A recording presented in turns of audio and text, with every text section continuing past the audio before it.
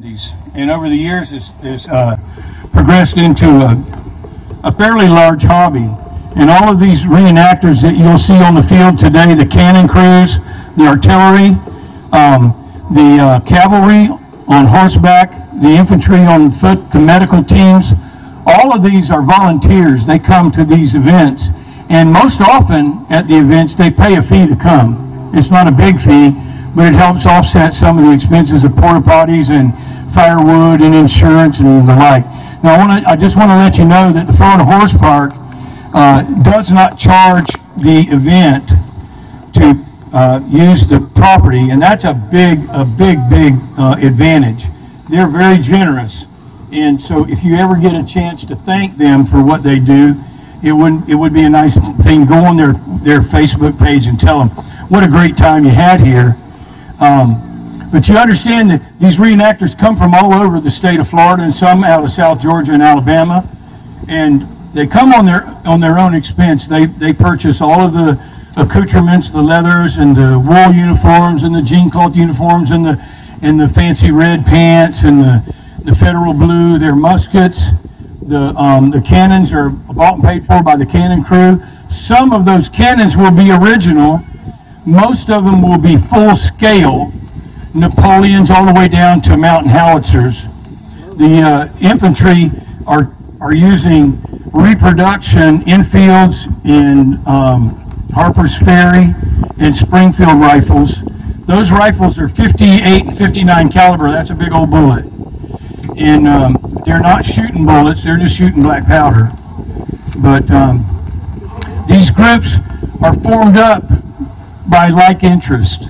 A lot of times it'll be people from the same community. The unit I was in was the one out of Ocklawaha, the 4th Florida, and we were from all over. And where we got together and got to know each other in fellowship was at the camp. And so we made a lot of great friendships that, you know, even though some of us are too gray and our stature has changed somewhat, and our ability to handle the heat and keep up is not what it was when we were younger. As we've dropped out, we've still kept in contact, come to the events, have a good time, mainly at the dances and just the fellowship. But there's a group for everybody. There's a group for families. Our group was a Christian-based family group. There were other groups that were kind of like hunting camp groups, you know, all guys. But you can find a home in a reenacting company. So if you're interested at all in what you see, in preserving history, that's an important thing.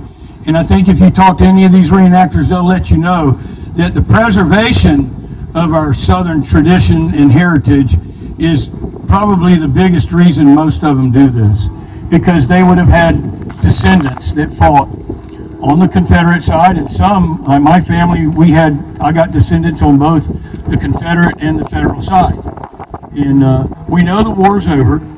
We know the price that they paid, and it's just out of respect that we like to maintain that heritage. Not for any. It's not about race. It's not about hate. It's about heritage. And so today, when you see that, you can kind of understand where most of these guys are coming from. And one of the big questions is, why, when they keep shooting at each other, why aren't they falling? Why aren't they dying?